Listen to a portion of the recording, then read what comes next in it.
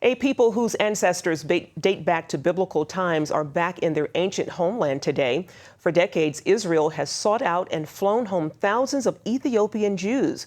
Chris Mitchell was at the airport for the final flight, bringing the last of them home. It's one of the world's oldest Jewish communities, reaching back to King Solomon and the Queen of Sheba. Today, we are witnessing history taking place. The historic return of the last remaining remnants of Jewish Ethiopians into our Jewish homeland. 450 immigrants from Ethiopia arrived in Israel courtesy of Operation Dove's Wings.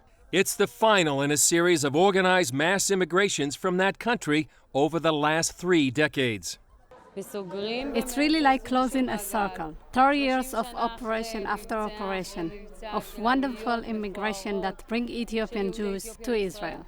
Penina Tamano-shata is the first Ethiopian-born woman to become an Israeli Knesset member.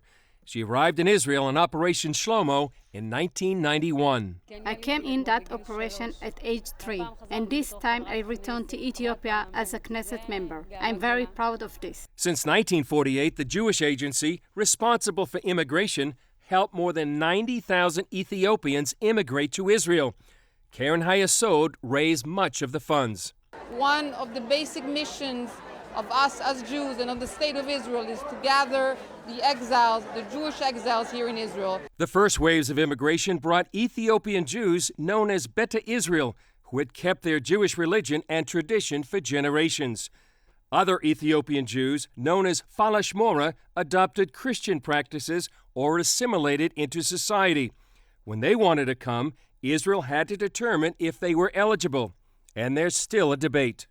And that's what they are. They're brothers, they're family. For the last 3 years, the Jewish agency ran a community center in Gondar, Ethiopia. It provided social and welfare services, plus educational, language, and Judaism instruction to prepare the returnees for their homecoming. They have a wonderful history, a rich culture, but they grew up in villages. They grew up removed from 20th century Western civilization as we know it. Rabbi Ari Abramowitz says it's like a family reunion. We have Jews that have been separated from each other for 2,000 years. Imagine a family reunion after a 2,000-year summer camp.